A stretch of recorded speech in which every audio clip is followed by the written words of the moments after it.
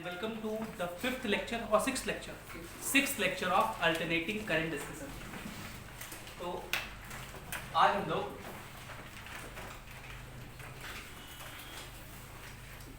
Alternating current पे वहां से स्टार्ट करेंगे जहां पे हम लोग पिछले क्लास में छोड़े थे. तो आज का टॉपिक जो हम लोग मेनली डिस्कस करेंगे उसका नाम है रेजोनेंस. क्या डिस्कस करेंगे? Resonance in LCR series circuit.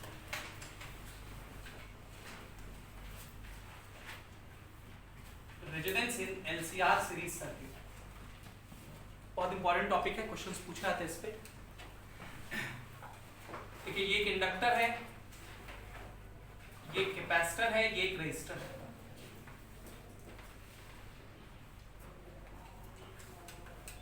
और इसको अल्टरनेटिंग सोर्स के क्रॉस लगा दिया.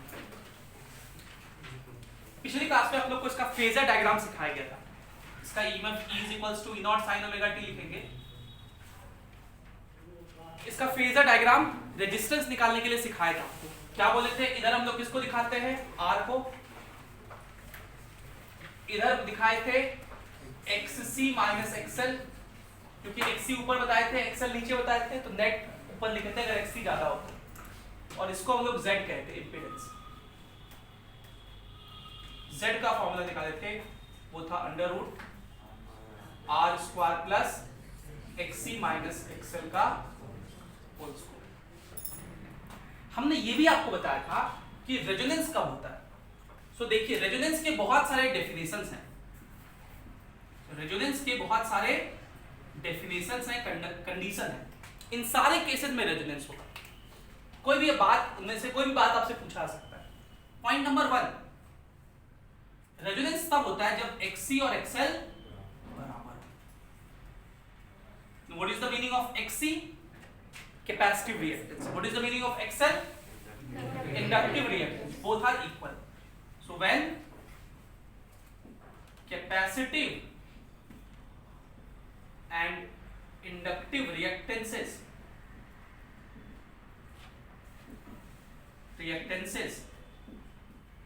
are equal, then the circuit is at resonance. Then the circuit is at resonance. Now what is the formula for XC? 1/omega C. XL का formula omega L. इसको ऐसे लिख सकते हैं ω² = 1/LC. So what about omega? 1/√LC. ये omega का formula होता है. And this particular frequency is called, this omega is called resonant angular frequency.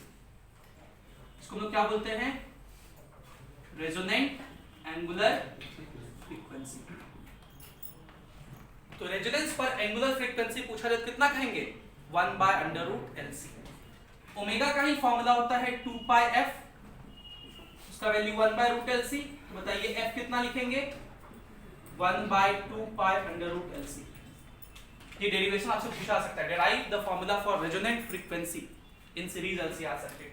2 number का सवाल या 3 नंबर का सवाल. This frequency is called resonant frequency.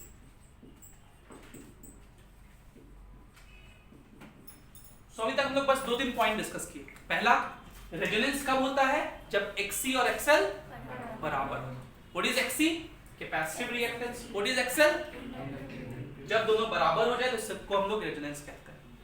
XC और XL बराबर कर दिए. XC का फॉर्मूला लिखे 1/ωc, XL का फॉर्मूला लिखे ω/L. तो वहां से ओमेगा का वैल्यू आ गया. This omega that is equals to 1/√LC. This omega is called resonant angular frequency. इस ओमेगा को हम लोग क्या बोलते हैं?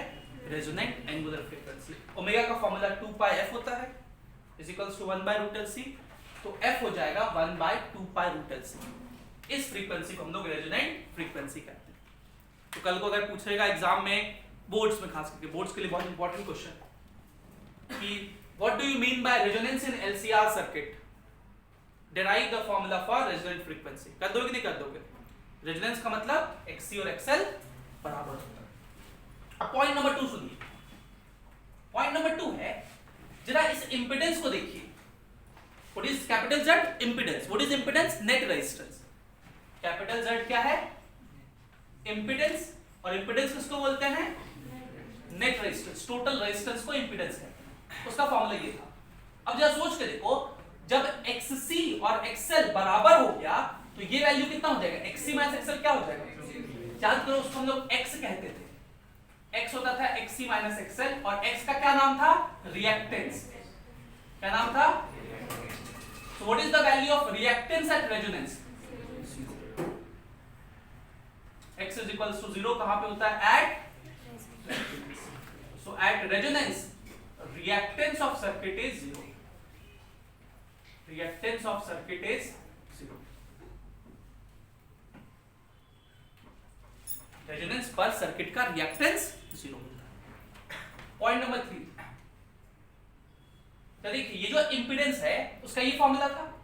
अगर XC माइनस XL इसका वैल्यू 0 हो गया, ये टर्म 0 हो गया, तो इंपिडेंस कितना आएगा? R के बराबर। This Z will be minimum and it will be equal to R. This Z will be minimum and it will be equal to R. मतलब at resonance the impedance is minimum. At resonance the impedance is minimum and is equal to resistance. ये minimum क्यों हुआ? क्योंकि जरा देखिए, अगर XC या XL में कोई भी जब बड़ा होता तो ये वैल्यू कुछ ना कुछ आता ना जी, तो वो तो R स्क्वायर के साथ ऐड ही होता, तो ऐड होके जो रूट निकालते तो वो R से ऑब्वियस सी बात है ज्यादा आता। कोई भी ये जो टर्म इसका मिनिमम वैल्यू कितना हो सकता है? 0। तो Z क्या होता है? इंपिडेंस, जो इंपिडेंस है सर्किट का रेजोनेंस पे क्या होता है? मिनिमम होता है। So what all we discussed, resonance XC is equals to XL, point number 1। दूसरा, रेजोनेंस पर रिएक्टेंस क्या होता है सर्किट का? 0। ध्यान दीजिएगा, रिएक्टेंस क्या होता है? 0। इंपिडेंस क्या होता है? मिनिमम, रेजिस्टेंस R के बराबर। मिनिमम इंपिडेंस होता है, रिएक्टेंस 0 होता है। क्रिस्टल क्लियर ये स्टेटमेंट्स याद रखना, क्योंकि क्वेश्चन ऐसा डायरेक्ट भी पूछा सकता है, which of the following is correct statement. 4 statement देखिए। अब सोचिए, अगर इंपिडेंस मिनिमम है तो करंट क्या होगा? मैक्सिमम होगा। उसके बारे में तो अगला चर्चा करेंगे, पहले उसको लिखो।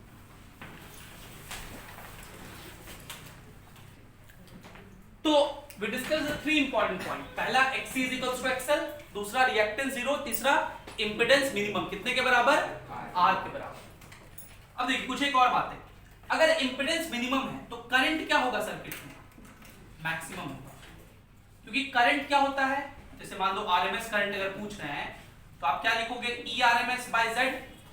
बोलिए, तो अगर Z मिनिमम होगा तो करंट क्या होगा? मैक्सिमम होगा, सबसे ज्यादा होगा। जैसे जैसे Z घटेगा करंट मैक्सिमम होगा। So if I will draw graphical variation between current and omega, current और ओमेगा के बीच ग्राफ बनाए। ओमेगा क्या है? फ्रीक्वेंसी। तो ये ग्राफ कुछ ऐसा होगा। This current is maximum at a certain omega, and that omega is nothing but omega naught. That is angular frequency 1 by root LC, resonant angular frequency. तो कल को आपसे I और ओमेगा के बीच का ग्राफ पूछ सकता है। अगर हम आपसे Z और ओमेगा के बीच का ग्राफ पूछे, ये I और ओमेगा के बीच का ग्राफ हुआ।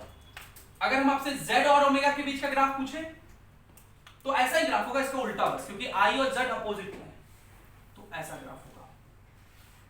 मतलब रेजोनेंस पर Z क्या होता है? मिनिमम होता है। This is the minimum Z।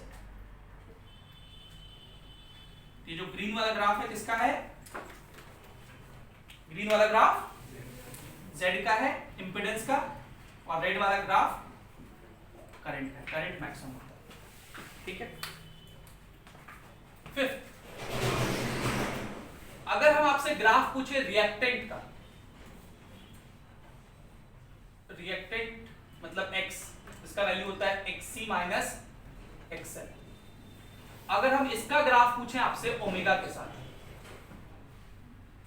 अगर हम इसका ग्राफ पूछे किसके साथ? ओमेगा के साथ, तो जरा देखिएगा इसका ग्राफ। XC क्या होता है? 1 by omega C minus omega L। जब ओमेगा का वैल्यू 0 होगा जब ओमेगा का वैल्यू, तब वो कितना होगा, देखो 0 रखो, ये हो गया इंफिनिटी माइनस 0 इंफिनिटी, मतलब यहां शुरू होगा ग्राफ। जब ओमेगा नॉट होगा तब ओमेगा नॉट मतलब रेजोनेंस, रेजोनेंस पर रिएक्टेंस कितना होता है 0, मतलब वो ग्राफ इसको कट करेगा, ये ना 0 हुआ, इस पर रिएक्टेंस तो 0 है ना यहाँ, ओमेगा नॉट पर रिएक्टेंस 0, एक्स एक्सिस पे कोई पॉइंट हो मतलब y 0। जब ओमेगा इंफिनिटी कर देंगे तो ओमेगा इंफिनिटी करो तो ये टर्म हो गया 0 0 माइनस इंफिनिटी, मतलब ये ग्राफ ऊपर से शुरू होगा इस तरह से, यहां पे 0 होगा और ये फिर ऐसा। So this is the variation of reactance, that is x bar reactance with omega, reactance का ओमेगा के साथ ये ग्राफ। नेक्स्ट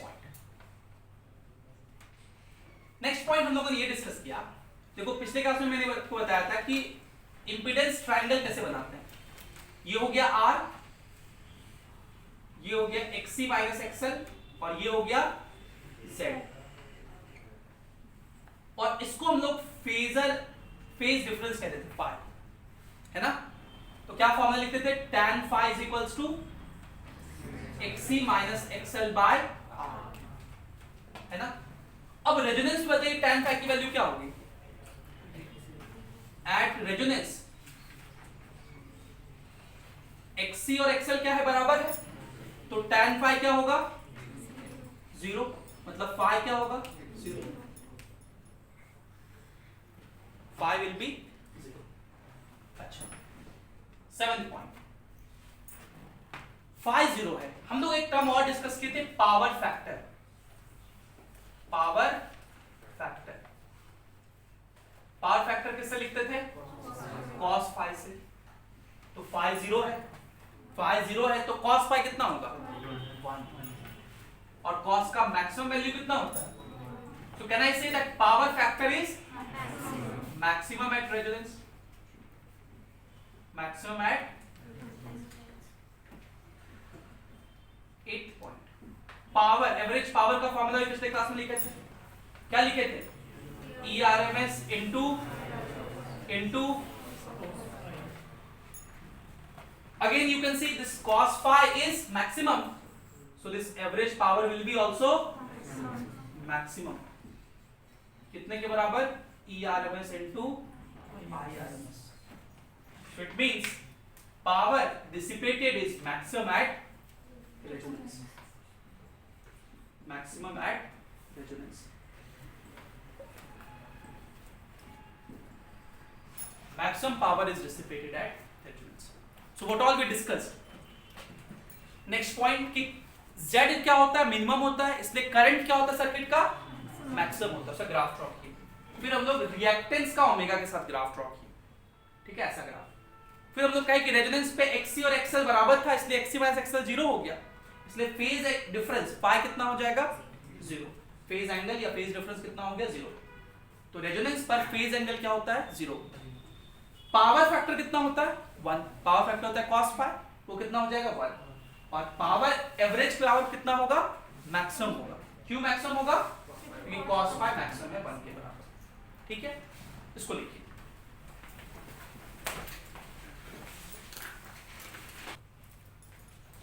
आगे चलिए, कितना पॉइंट हो गया था 8, 9 पॉइंट। देखिए ये तीनों किसमें है, सीरीज में, और सीरीज में क्या सेम होता है, करंट इज सेम,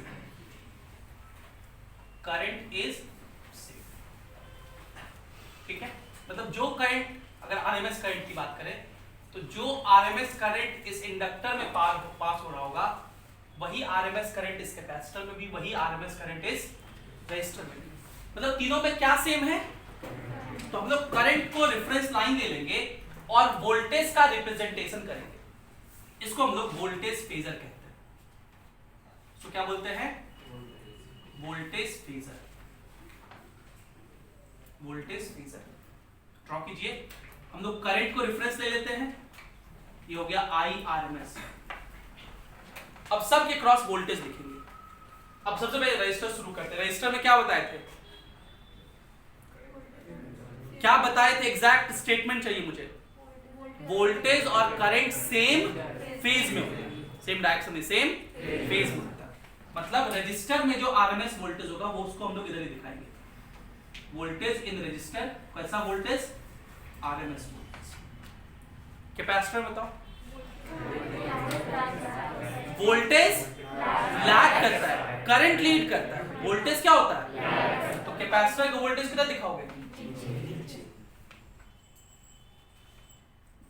ये उल्टा है थोड़ा। क्यों उल्टा है, क्योंकि उल्टा लग रहा है, समझ में आ रहा है, क्योंकि इस बार करंट को रिफ्रेश किया गया है। करंट लीड कर रहा है, वोल्टेज तो यहां है ना, इससे तो ज्यादा है ना करंट, लेकिन वोल्टेज क्या होता है कैपेसिटर में, लैग करता है। इंडक्टर में वोल्टेज कितना दिखाओगे,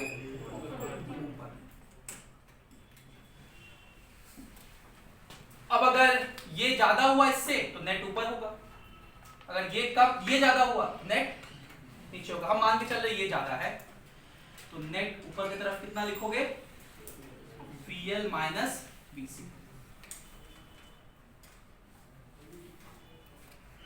और ये होगा नेट वोल्टेज। तो नेट वोल्टेज का फॉर्मूला क्या लिखेंगे, under root VR square plus VL minus VC का स्क्वायर, और सारा वोल्टेज आरएमएस वाला है, ठीक है। अब अगर आपसे पूछे कि VL का वैल्यू कितना,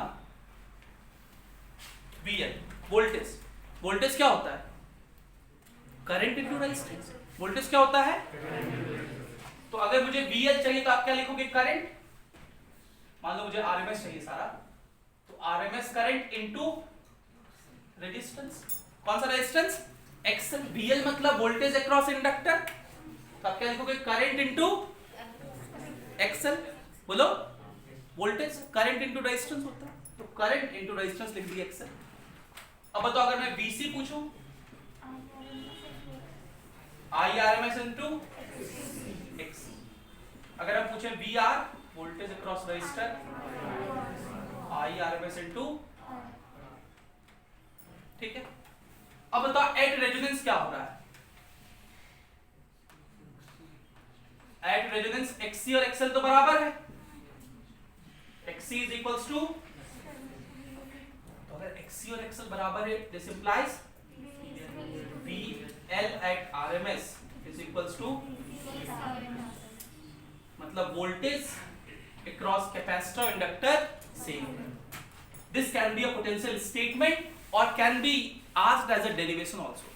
Derive that voltage across capacitor and inductor is same at resonance. Boards में आ सकता है, ये NCERT में सवाल भी है। So at resonance, hence at resonance, voltage across inductor and capacitor is same, ठीक है। कोई दिक्कत यहां तक, प्रूफ करना है प्रूफ कर दोगे। इसमें एक पॉइंट और है, अगर वोल्टेज अक्रॉस इंडक्टर और कैपेसिटर सेम है तो ये दोनों सेम हो गया, ये दोनों कट जाएगा, तो बचेगा कौन सा वोल्टेज, खाली VR। अगर नेट वोल्टेज पूछे कितना कहोगे, ये तो खत्म हो गया, नेट वोल्टेज कितना, net voltage is equals to VR, मतलब जो भी वोल्टेज होगा वो सिर्फ और सिर्फ रेजोनेंस के, मतलब रेजिस्टर के क्रॉस होगा। So at resonance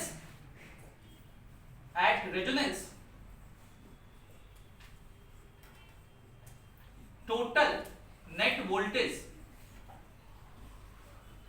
is equals to voltage across resistor, ठीक है, समझ गए। इसको लिखिए 9th पॉइंट।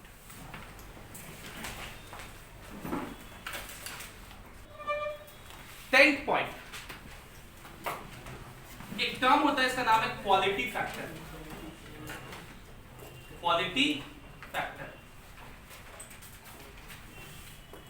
क्वालिटी फैक्टर को हम लोग Q से लिखते हैं, और इसको डिफाइन किया जाता है, ये रेशियो है किसका, voltage across inductor at resonance divided by voltage across register at resonance. ये रेशियो है किसका?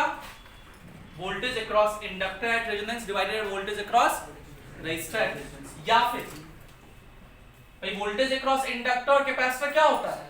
सेम ही होता है। तो voltage across capacitor at resonance divided by voltage across register at resonance. Voltage across inductor at resonance, voltage क्या लिखोगे? Current into resistance. अब जैसा करंट लिखो IRMS इन जनरल लिखते हैं हम लोग, बाय वोल्टेज अक्रॉस रजिस्टर क्या लिखोगे? इनटू IRMS इनटू, या दूसरा तरीका लिखने का, सो क्वालिटी फैक्टर Q से लिखते हैं। तो Q इज इक्वल्स टू क्या लिखोगे इसके लिए? चलो तो IRMS into XC by into R। IRMS cut गया क्योंकि सेम काइंड होता ना, सीरीज में था तो इधर भी कट गया। XC का XL का फॉर्मूला ओमेगा है, और क्योंकि रेजोनेंस पर है इसलिए उस ओमेगा को ओमेगा नॉट कह देते हैं, omega not L by R। और यहाँ Q का formula 1 by omega not CR। पता है जेईई मेंस 2016 या 17 में डायरेक्ट पूछा था ये क्वालिटी फैक्टर का कौन सा फॉर्मूला सही है। कई बार जेईई मेंस और नीट में डायरेक्ट जो नोट्स में आप लिखते हो ना फॉर्मूला, वो से भी पूछ दिया जाता है, ध्यान रखना उसका। ये भी क्वालिटी फैक्टर का ही फॉर्मूला है। ये दोनों फॉर्मूला एक ही चीज है, ओमेगा नॉट का वैल्यू रख दो, देखो दोनों फॉर्मूला हम प्रूफ करके दिखा रहे हैं एक ही चीज है। और क्वालिटी फैक्टर का फाइनल फॉर्मूला क्या होता है वो भी याद रखना। ओमेगा नॉट अभी डिराइव किए थे, कितना आया था? 1 बाय रूट LC। कितना आया था? मतलब under root L into under root C। Omega not का वैल्यू लिख दिए इंटू L बाय R। तो L को हम लोग लिख सकते हैं 2 बार रूट L अपॉन R। कोई दिक्कत? तो रूट L से रूट L कट जाएगा, तो Q इज इक्वल्स टू क्या हो जाएगा? 1 by R into under root L by C। So this is the formula for quality factor, जो कि आपको याद रखना है। ये क्वालिटी फैक्टर का फॉर्मूला है जो कि आपको याद रखना है। ये तो हम इस वाले से डिराइव किए, इससे डिराइव करो। देखो मेरे पास जगह नहीं था इसलिए आपको ये चीज नीचे ही लिखना है इसके, और इसके नीचे इधर वाला चीज लिखना। क्या लिखेंगे? Q is equals to 1 upon omega not का value 1 by under root L into under root C into C बचा हुआ ऊपर में, तो under root C into under root C लिख देते हैं इंटू R। तो एक रूट C से एक रूट C कट जाएगा, और ये वाला रूट L ऊपर चला जाएगा ना, तो 1 by R into under root L by C। So this is the formula for quality factor and you have to remember this formula. ये formula आपको याद रखना है, ठीक है? So these are all theoretical and conceptual understanding that you need to have before approaching any question. ठीक? इतना बात आपको ध्यान में रखना है। इसके बाद आपके पैकेज में एक प्रोफिशिएंसी टेस्ट है, आपका काम है उस प्रोफिशिएंसी टेस्ट को सबसे पहले देना, ठीक है? वो प्रोफिशिएंसी टेस्ट दीजिए सबसे पहले, और फिर जितना एनालाइज किए अगर उसमें 80 से 85% आ रहा है, मतलब आप सब समझ गए, उसके बाद हम लोग अगले लेक्चर से क्वेश्चन प्रैक्टिस करेंगे, right? So this will be all from today's lecture, give proficiency test, and तब हम लोग अगली क्लास में क्वेश्चन प्रैक्टिस करेंगे। Thank you for being with us, have a great day.